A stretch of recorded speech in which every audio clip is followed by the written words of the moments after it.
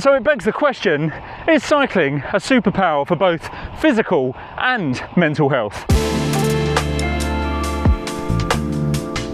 Good morning and welcome to a ride where you shouldn't be deceived by the sun, because sadly, ladies and gentlemen, summer is over, autumn beckons, and it is 9 degrees today, which is about 50 Fahrenheit, maybe just under, which has necessitated the need for a long sleeve merino wool jersey today. And that is the first time I've worn this year. Sad times. But that aside, our ride today takes us to an airport of all places, but sadly we're not jetting off anywhere warm and exotic. We're just heading off to a new cafe on Northfield Airfield, and that ride is going to be approximately 35 miles, which reminded me of a Strava report I saw the other day about how many miles each of the last few generations currently rides per ride. And to be honest, I was quite surprised about the data until I found another study that might just explain those results, and I thought that you guys might find it interesting as well. But more on that later. First, I'm going to enjoy a little bit of this ride with the lads, because as much as it is fairly chilly, it is absolutely beautiful this morning. Let's go.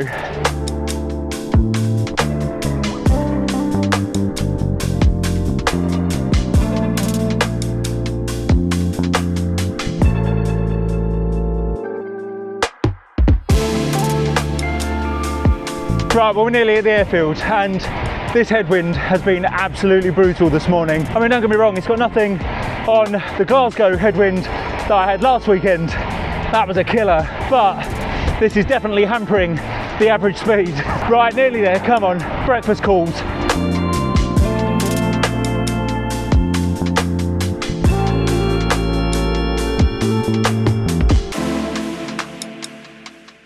Right, well, I say we're nearly there, but Commuter's just brought us on some random route through this housing estate. We didn't come this way last time.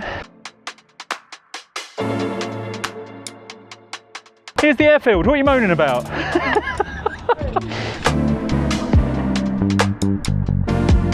Morning, coming to Wings Cafe? It's not open. Oh, is it not? No, it's permanently closed. Rosie Lee's it is then. Rosie Lee's. Cheers, buddy. Line, guys. Thank you. Right, well, what is it they say about proper preparation and planning prevents poor performance? Yeah, perhaps we should have looked up the cafe that we were coming to, because apparently it's been closed for a while and will not reopen. Thankfully, there is another cafe on the site here, Rosie Lee's. We did try that one before, so we wanted to try something newer, but it wasn't to be. Right, to Rosie Lee's, let's go.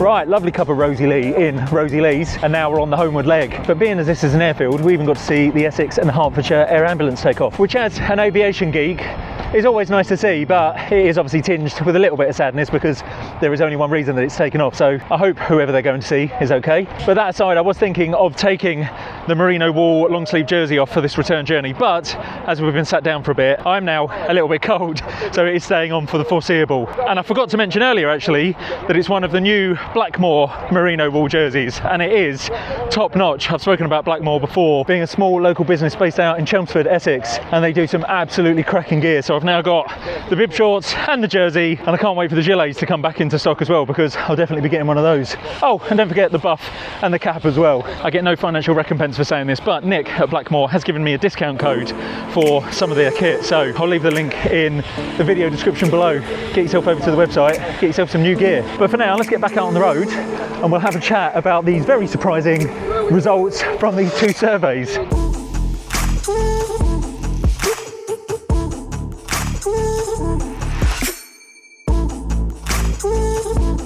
So as I mentioned earlier, this Strava study reported on the different generational ages and which one goes for longer rides per ride. And the generational group that did the most riding, or did the most mileage, it seems, are the boomers, with an average of 20.9 miles per ride. Second behind them were the Gen Xers, that's me and our group, with 17.4 miles per ride. And then lagging behind were Millennials and Gen Z, coming in at 13.8 and 14 miles per ride respectively. Now, I don't know about you, but if I was putting money on which generational group was going to be doing the most miles per ride. Well, I would have bet on the younger generation. So why and how are these older guys and girls able to push much further than the young bucks? Well, the first thing to consider is that the study is an average distance per ride. So it's not an average ridden over a week or a month or so. So it obviously doesn't account for the fact that younger generations might go for more frequent rides of a shorter distance and therefore would ultimately put more mileage in over the weeks and months than the boomers. I mean, the mileage doesn't say that, that's just what I'm assuming for it, but it's important to note that the data isn't per week or per month, it is per ride. That aside though, it is a bit of a concern that the younger generations don't seem to be doing as much riding as their older counterparts. So I did a little bit of digging to try and find out why that might be. The most obvious factor is that Gen Z, millennials, and to a certain degree Gen X have much more busy lives and probably greater commitments to keep up with. They've got family and work commitments, which means getting out for a ride at all of any length can be difficult at times. Then there's the fact that younger people generally tend to live more in urban areas and cities, meaning that they might not have access to longer rural routes, and when they do ride it may well just be a short commute into the centre of a city. And given that they're doing city riding, safety also becomes a concern, which means a lot of people may be put off cycling in general. Now obviously they could be seen as fairly sweeping generalisations, and I'm sure there are plenty of Gen Zers that live out in the countryside and love nothing more than a long ride, and probably quite a few boomers that still live in the city as well. However, at a population level, you'll probably find that those generalisations are fairly true. One other thing is also the cost barrier.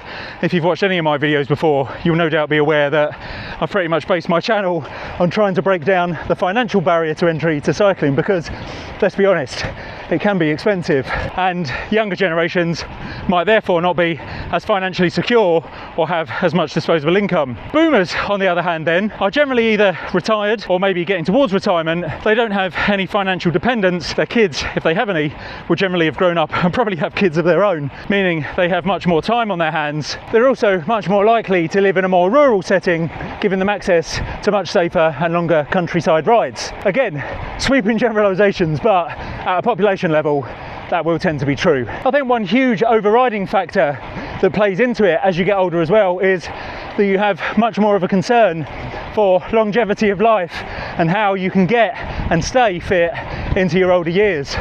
Certainly now, even me as a 44-year-old starts to worry about what I should be doing to try and live a longer, healthier, fitter life. And I can tell you that I wasn't worrying about that in my 20s, shoving beer and kebabs down my throat with absolutely no exercise being done whatsoever. Delving a bit deeper into that then, that led me to another study that literally came out in the last week or so that showed that although any form of exercise can be good for mental health going on into your later years, cycling specifically can reduce your Alzheimer's and general dementia risk by around 20%, and that is massive. It also showed that cycling has a massive increase in your hippocampal volume, which is the part of the brain that deals with learning and memory. As someone who seems to be rapidly aging in years then, and also someone that wants to be as fit and as healthy into my old age, I'm obviously very happy that my chosen exercise is the one that seems to give the most benefit cognitively and physically, which hopefully means I'll be riding until a ripe old age. However, talking about cognitive ability, we've sort of got lost a few times on this route back. We've only done this route once, so we've forgotten the route. Yeah, we're going to fight our way back. I'm going to concentrate on the route now, but I'll have a final chat with you about these reports when I get back home.